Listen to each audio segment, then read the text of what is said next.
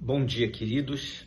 Antes da nossa oração matinal, gostaria de compartilhar com vocês, na carta do apóstolo Paulo aos Romanos, no capítulo 12, os versos 1 e 2, onde lemos o seguinte: Rogo-vos, pois, irmãos, pelas misericórdias de Deus, que apresenteis os vossos corpos por sacrifício vivo, santo e agradável a Deus, que é o vosso culto racional.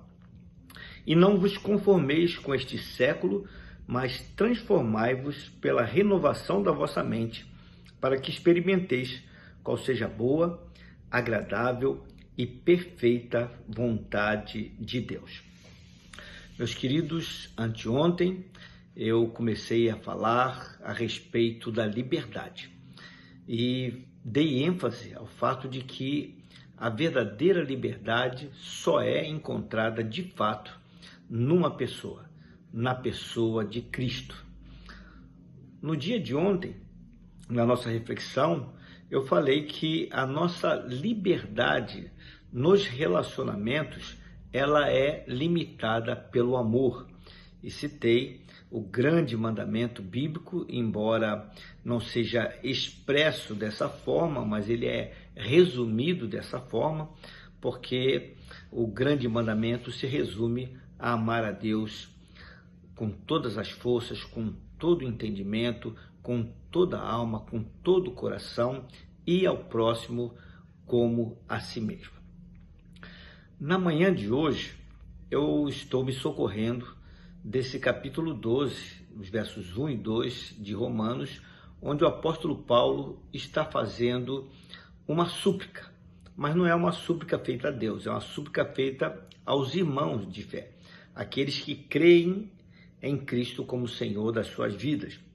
Aliás, aquele que é o seu libertador e que tem nele, em Cristo, a sua liberdade. Paulo faz aqui uma súplica dizendo que ele recorre às misericórdias de Deus, no sentido de que os irmãos devam sim apresentar os seus corpos como sacrifícios vivo, santo e agradável a Deus, que é o culto racional. O que Paulo está dizendo aqui? Paulo está dizendo que a nossa liberdade, ela é pautada por muitos preceitos éticos. O culto racional, vivo, santo e agradável a Deus é aquele de uma vida que é entregue a Deus para honrá-lo em todos os momentos. Paulo está aqui dizendo que nós não devemos tomar a forma do mundo. A palavra conformar-se com o presente século significa estar na mesma forma. E eu já falei também sobre isso anteriormente aqui. A dona de casa sabe o que é formatar uma massa de um bolo, por exemplo. Ela coloca numa determinada forma, ou um pudim, ou outro tipo de alimento, e depois, então, que é levado ao fogo, aquela massa informe acaba tomando a forma da forma no qual foi depositado. Paulo está dizendo que nós não devemos nos conformar com o presente século. Ou seja, Paulo está dizendo que nós não devemos agir e viver como vivem as pessoas sem Cristo. Pelo contrário, ele diz que a gente deve se transformar pela renovação da nossa mente. E a palavra grega que é utilizada é metanoia, que significa uma metamorfose.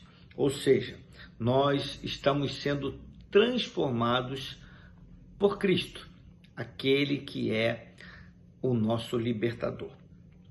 E ele diz que nós vamos transformando-nos pela renovação da nossa mente, para que experimentemos qual seja a boa, perfeita e agradável vontade de Deus.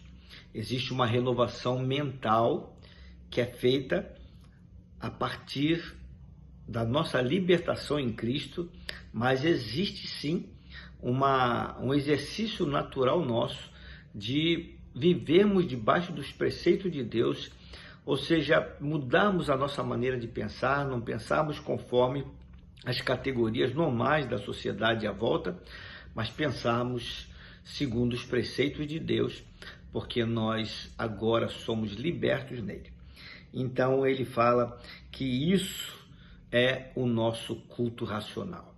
Ou seja, a fé, ela não é alguma coisa sem sentido. E a fé tem princípios éticos. Aliás, Jesus ensinou no Sermão do Monte, aquele sermão que é muito conhecido por todos nós, que está registrado ali entre o capítulo 5 e 7 de Mateus, muitos princípios de relacionamento, tanto com Deus como com as pessoas e conosco mesmo. Então, essas são verdades libertadoras daquele que é o nosso libertador.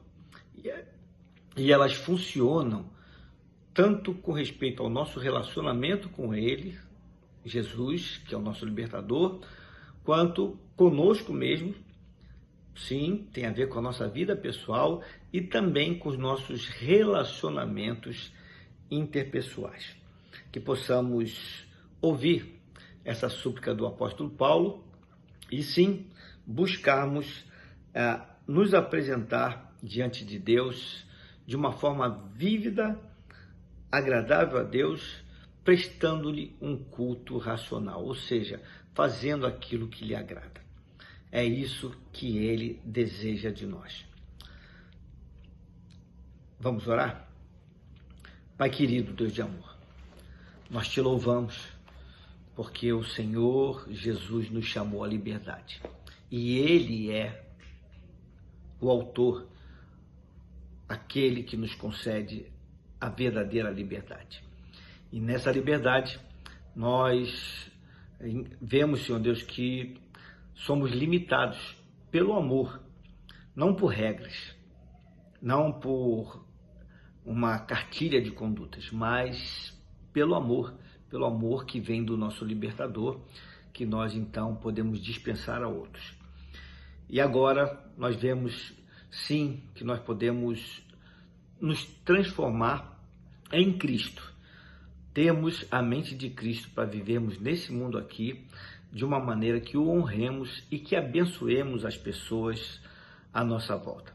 Que o nosso relacionamento com Cristo seja um relacionamento de intimidade, que nós estejamos bem resolvidos conosco mesmo, justamente em função e em decorrência desse relacionamento, e com isso temos sim relacionamentos pautados por essas verdades que Paulo nos chama a vivenciarmos. Que possamos fazer isso para a glória do Senhor. Possamos fazer isso porque é isso que o Senhor produz em nós, esse novo viver. Por isso nós não podemos nos conformar, mas nós temos que nos transformar, ou melhor, deixar que Cristo nos transforme e vivemos essa transformação de tal maneira que os nossos relacionamentos sejam profundamente abençoadores. Ajuda-nos, Senhor Deus, é a oração que nós fazemos ao Senhor Jesus, o nosso libertador, no nome santo dele. Amém. Meus queridos, tenham uma abençoada quarta-feira. Fiquem na paz do Senhor.